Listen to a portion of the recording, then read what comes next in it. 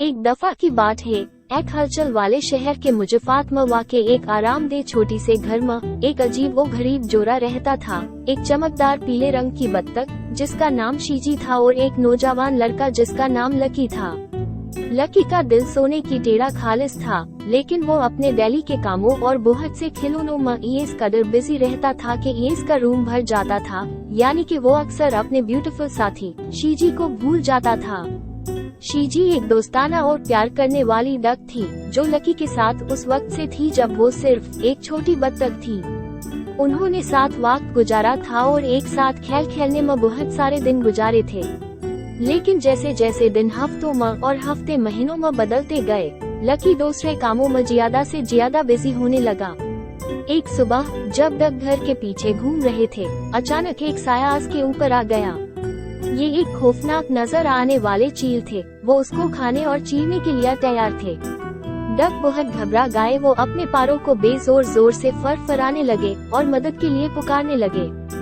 Lucky, जो घर के अंदर एक वीडियो गेम में बिजी था, उसने ना चाहते हुए भी शीजी को मदद के लिए चिल्लाते हुए देखा।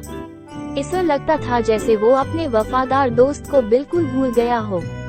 उसने डक की तरफ देखा और वापस गेम खेलने में बिजी हो गया। दूसरी तरफ डक आने वाले खतरे का सामना करते हुए उसी तन्हाई और मायूसी का एहसास हो रहा था। लेकिन जैसे ही चील उस पे हमला करने के लिए पास आया, तो एक जोरदार आवाज ने उसको पीछे कर दिया। ये चिटो नमी एक बहादुर कौवा था जो करीब के दरख्त से ये सारा मसाला देख रहा था।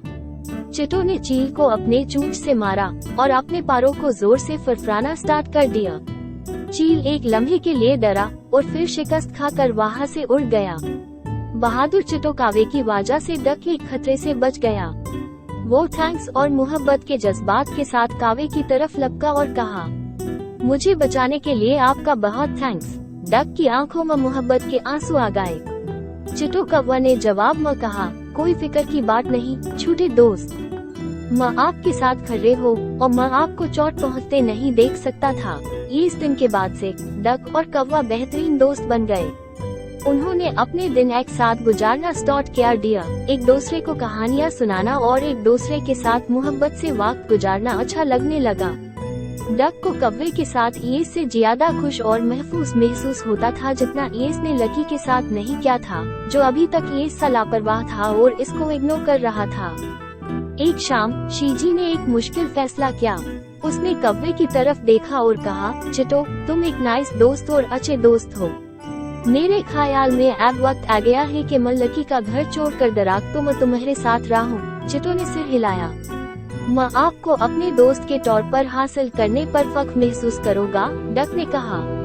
हम एक बेहतरीन टीम बनाएंगे और ये टेढ़ा एक भारी दिल के साथ लेकिन एक रोशन मुस्तकबिल के वारे के साथ डक ने आज लकी को गुड बाय क्या और वो चिटो के साथ ट्री पर आ गया और लकी का साथ वाले जिंदगी को पीछे छोड़ गया। शीजी और चिटो की दोस्ती बहुत कामयाब हो गई जब उन्होंने एक दूसरे को देखा और एक साथ मिलकर जिंदगी की नई शुरुआत करे। लकी को लास्ट में अपनी गलती का एहसास हुआ और उसको अपने डक यानी शीजी दोस्त की कमी महसूस हुई, लेकिन वो जानता था कि शीजी को अब चिटो के साथ रहना पसंद है और वो खुश है।